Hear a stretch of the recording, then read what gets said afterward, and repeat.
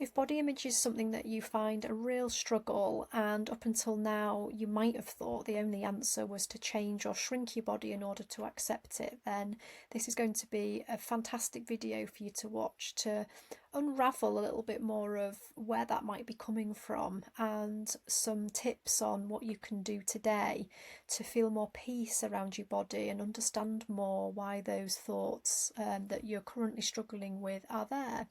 And so, who am I to be talking about all things body image? My name's Georgina, and I'm a certified intuitive eating counsellor and former physiotherapist in the UK. I spent many years really struggling with body image and constantly trying to shrink myself as the solution to relieve myself of the difficult thoughts, and it just didn't work. And in fact, my self esteem just became worse and worse and worse the more I tried to approach it with dieting and weight loss as the fix.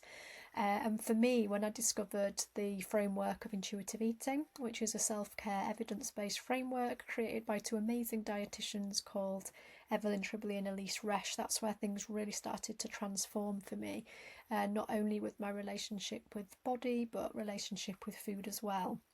And so my passion is to bring this work to as many women as I can, to help you believe that change is possible for you and that healing is possible, which it really, really, really is. So what is body respect? The concept of body respect in the work of intuitive eating is acknowledging that you don't have to like every part of your body to respect it to start off with. And body respect is something that we can use as a bridge, really, to support ourselves when perhaps we're feeling really difficult thoughts about our body. And we don't really feel able to love our bodies, which is really common coming to this work. And you might have seen things in social media in the past or even in the current space that support and encourage like more body positive movements and self-love.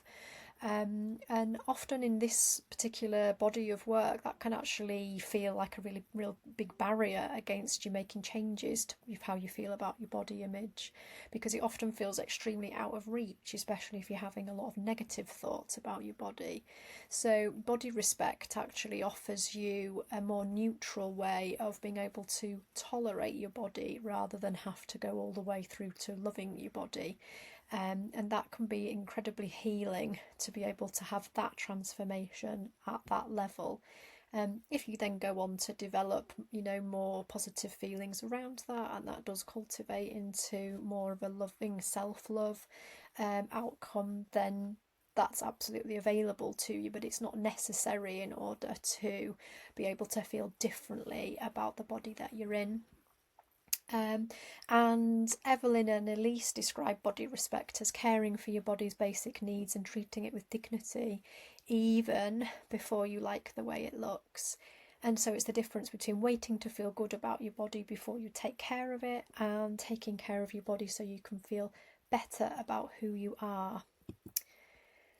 And so thinking about that a little bit more, and looking at the fact that your body is your home for your whole life, it's the one place that you live in every day.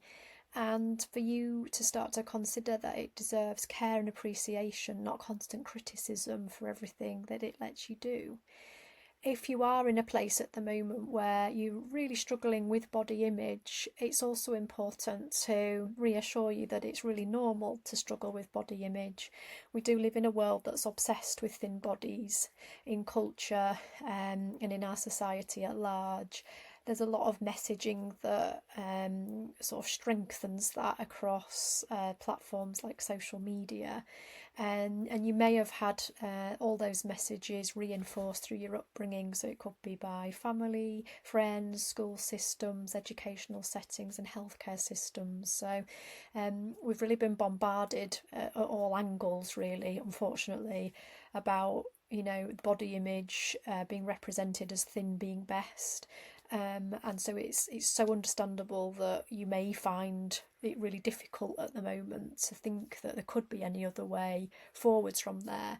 But it's also about normalising your experience and validating it. It's okay to feel the way that you do, but it is possible to reframe those thoughts and beliefs into something that feels more real and more supportive, and more authentic and more you. So thinking about your body, that you're living in, if we can look at what it does rather than how it looks as a way to connect with it a little bit more, it does really important things for us. It moves us from place to place. It allows us to give a loved one a hug. Our body gives us pleasure. For women, a body can birth a child. So a body in itself is really a miracle, just for what it is. And so the next thing to think about with your body is, can you start to accept its genetic blueprint? So there's a lot of research out there that is really, really helpful to support this conversation, and that recognises that genetics has a huge component in controlling what your body size will be during your life. So just as a person with a shoe size of 6 wouldn't expect to squeeze into a size 4, for example, it's equally as futile and uncomfortable to have the same expectation with body size. And again, trying to learn respecting your body so you can feel better about who you are without trying to change your size is a really powerful and important mindset shift. And also bringing in an understanding that health can be found in many, many different body shapes and sizes. Health is not found exclusively in thin bodies. And so sit with that and see how it makes you feel, because I understand that could be a little bit triggering if that's not sort of languaging that you're used to hearing. But it's important to share that, and there is loads of evidence out there that supports that as well. So why does this matter? Well, body respect is about learning to accept who you are, including your genetic blueprint. And just as body size and body shape are largely predetermined, it's not something that you get to choose.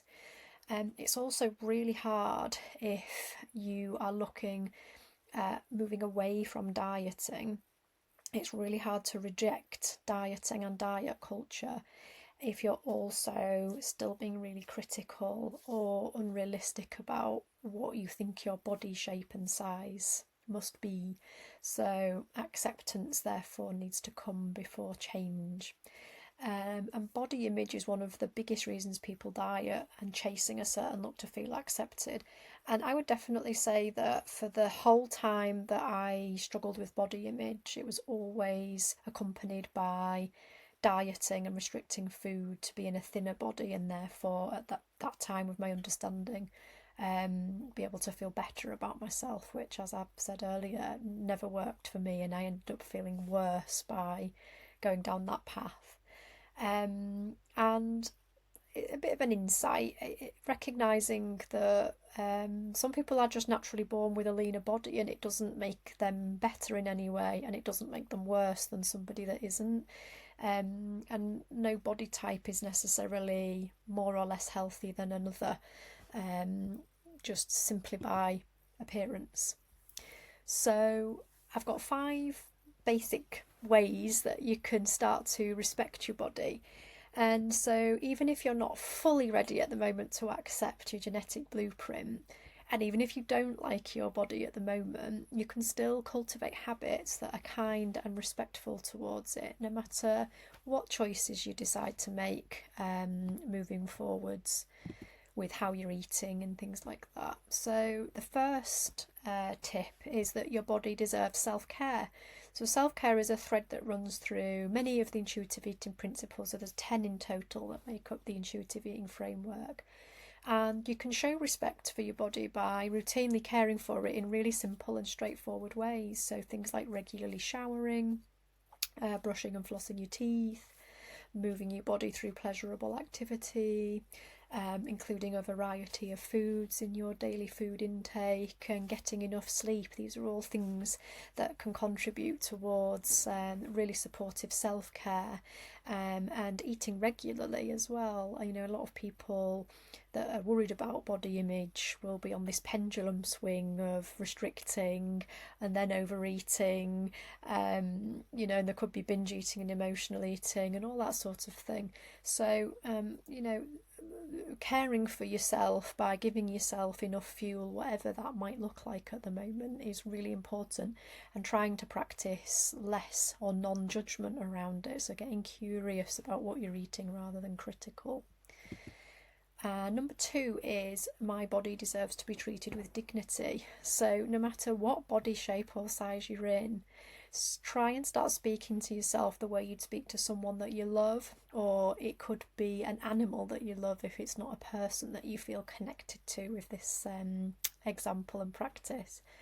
And so start noticing the language you use about your own body, and ask if you'd say that to a friend, or, you know, negative thoughts that you've got about yourself or criticisms, would you speak those out loud or feel that way about a much loved pet? So number 3 is my body deserves to be dressed comfortably. So often when we've got struggle with body image, we're constantly trying to squeeze into smaller clothes, or we're trying to aim towards our goal dress size. Again, I used to do this a lot, so I'd sometimes buy clothes that were smaller to sort of aim to fit into them. And I would sometimes wear clothes that were uncomfortable because I didn't want to go up a size, because of what that represented to me. So even if this isn't something you feel you can take action on at the moment, and it just feels too difficult, for whatever reason that may be, just try and consider whether this is something that you feel affects you. And if you can take action, then do look at buying clothes and underwear that feel comfortable. If you've got a budget to buy some new clothes, then, you know, bear that in mind as well. But, you know, try to stop wearing sort of old and tatty clothes, and stop waiting until you reach a goal weight or fit back into your old clothes to give yourself this opportunity. And that can be really empowering if you feel able to do that. Number 4 is my body deserves to be touched affectionately and with respect. So by that, what I mean is that with consent, letting yourself be held, hugged and touched without having to earn it first is so important. And physical affection is a basic human need, and it's not a reward for having to look a certain way. So you don't need to be in a certain size body to be able to receive affection and physical touch with consent.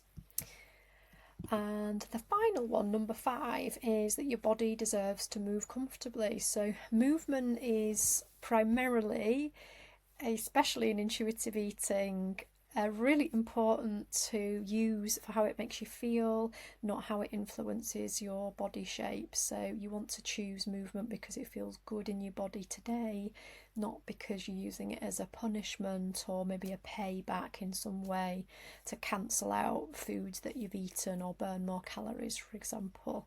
And what we want to start thinking about is that our worth is so much more than our body.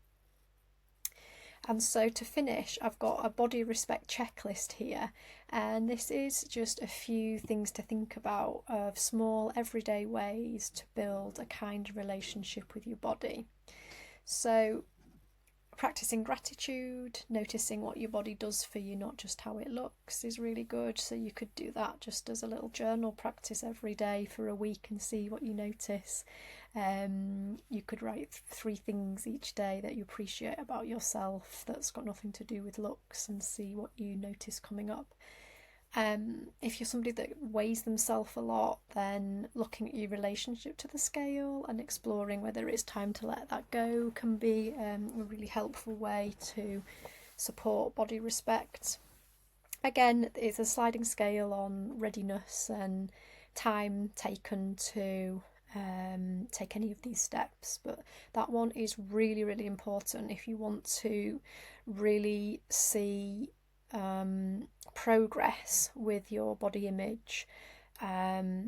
stopping weighing and measuring yourself is really, really key to being able to let go and also tune in more with your body once you're not focused on the numbers as much.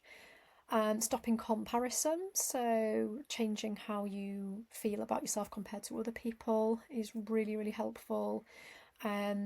Stopping or changing conversations that focus around fat talk, so to speak, dieting talk, and things like that. Getting comfortable with the body that you've got today, not the one you're waiting for. Also very empowering to start, living a life that you're in right now, not the one that you're waiting to be when your body's a different size. Practicing self-care, which we've already covered. Stopping body shaming, so trying to look at finding perhaps a part of your body that you can at least tolerate without talking harshly to it. And finally, respecting body diversity. So recognising that bodies come in every shape and size, and that's okay, and something that we need to normalise much more generally in the culture that we're living in. So finally, just to reiterate again that you're so much worth than your body, and your worth was never ever up for negotiation. And so really let that sink in, that you really are worth so much more than your body. And finally, that your body doesn't need to change for your life to begin. And if you'd like to do some more work with me around this and take a deeper dive into the work of intuitive eating, then you're very welcome to come and join me in my community called Nourish Your Soul Society. So it's free to join, and there's a lot of valuable free resources and videos just like this one that can help you with a number of different things you might be dealing with right now with food and your body. And then there's the whole framework, so it's a 5-pillar framework to really transform everything about how you feel about yourself, physically, mentally and emotionally, to get you in amazing health without having to go near another diet again, and to feel really empowered around body image. That's also available in my community, and it's $9 a month. And in both communities, you get my support as well as the support of lots of lovely women that feel exactly like you do. So if you want to join and have more support through that, then do feel welcome to just click the link below. And I look forward to seeing you in there, and I will see you in the next video.